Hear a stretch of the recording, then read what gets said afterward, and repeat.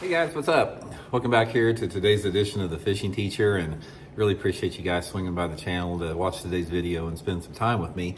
And guys, today we're going to be talking about super shallow running crankbaits, like the crankbaits that run less than a foot deep that have these little bitty tiny lips on it. These are sort of a forgotten lure category, but guys, under the right set of circumstances, these things are killer lures to fish, and they're also some of the most funnest baits you'll ever fish too, because most of the time you can see the fish hit them when they bite it. So we're going to get into that in today's video, give you guys some tips and advice on the type of areas to fish it in. I think it's going to add up to some nice fish for y'all. Also guys, a couple quick housekeeping tips that you guys have to put up with every day. Just really appreciate that.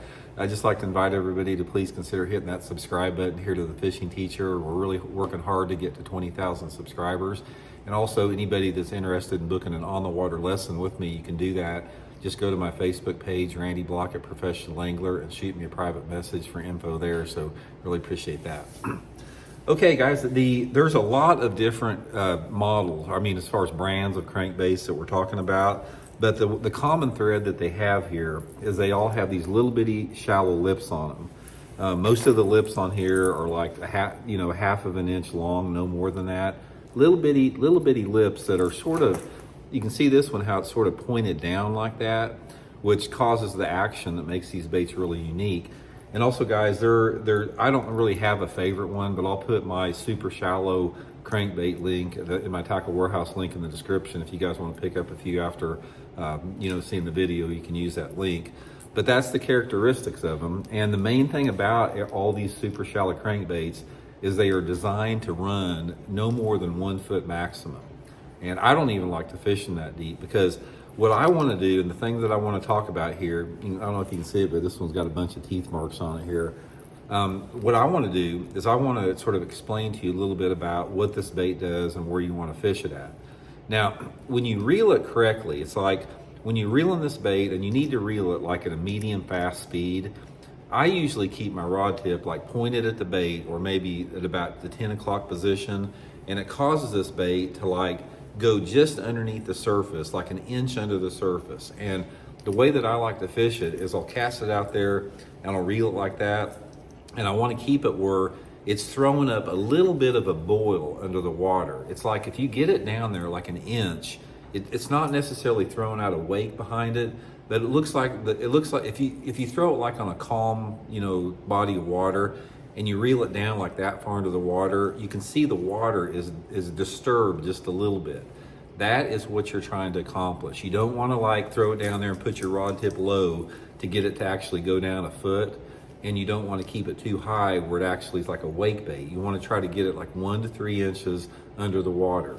And again, that has to do with your speed of retrieve and the angle of your rod when you make the cast. So that's a very, very critical element of this. Now, if you have a little bit of like a ripple on the water, you may not be able to notice it, but you can still get a sort of a feel for how deep it's running. Okay, now this is an excellent lure in the springtime of the year and into early summer. That's my absolute favorite time to fish it. I've caught a few fish on it, like, in later summer and stuff like that, but for the most part, this lure category is going to be good in May and early June. That's my prime window for it. Sometimes April, if it's warm enough. You really need to have the fish done spawning before they really bite this good. So I like to have water temperatures of around 70 degrees when I start throwing it. So for me, when I'm thinking about these sub-zero or the sub 1 foot crankbaits, I'm thinking about the months of May into the mid part of June. That's when you still have a lot of fish that are in really shallow water, and they're aggressive and they're biting these reaction moving type lures. Okay, what you need to look for is you got to have the right water visibility and bank angle and cover for this thing to work good. The sub-zero crankbaits are going to work a lot better in stained water, in dirtier water. So I prefer, the best fishing I've had on these things is when you have water visibility of under a foot. That is absolutely the best scenario. If the water visibility is around, 1.5 feet or 2 foot, that's almost a little bit too clear for it, unless you have like a cloudy, rainy day or something like that. But ideal conditions for it are going to be water visibilities of about 6 inches to a foot is going to be perfect for it. The next thing you want to have with it is you got to have a flat, shallow bank. because since this bait runs shallow, it's not tracking down a drop off on a bank. So I want flatter banks. Now it doesn't matter if it's rock or gravel or clay or pea gravel or anything like that, just a flatter bank. And I prefer to have some type of cover around. The cover can be whatever.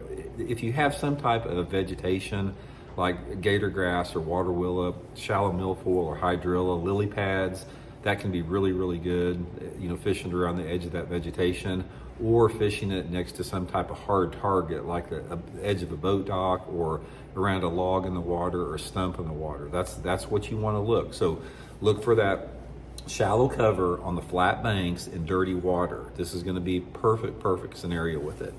Now, most of the time on it, you need to fish it on, fairly heavy line because that helps you keep the bait shallower. So most of the time I use 17 to 20 pound test Seaguar and Vizex line, and you need some type of a softer medium action bait cast rod. Most of these lures are not real heavy. They're a little bit lighter, probably, quarter ounce or so. So a medium action rod is going to be, a lot better. And sometimes I'll even throw it on a spinning rod. I'll put a spinning rod on with like, maybe 12 pound test line, especially if I'm fishing the smaller models, and 7 foot spinning rod, and I'll use that. But most of the time it's a bait caster.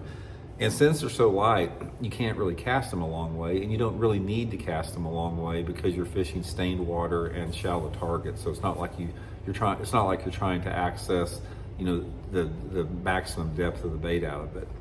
But guys, anyway, when the thing that's fun about this thing is when a bass bites it, it's sort of like how they bite a swim jig. Every bite almost that you're going to get on this thing, you'll just see a big boil under your bait, and they freaking hammer it. When they get this thing, since you're reeling it at a medium fast retrieve and it's really shallow, the strike on it is usually very violent. I mean, it's just they come up and just freaking boil all over it. It's a super fun way to catch them.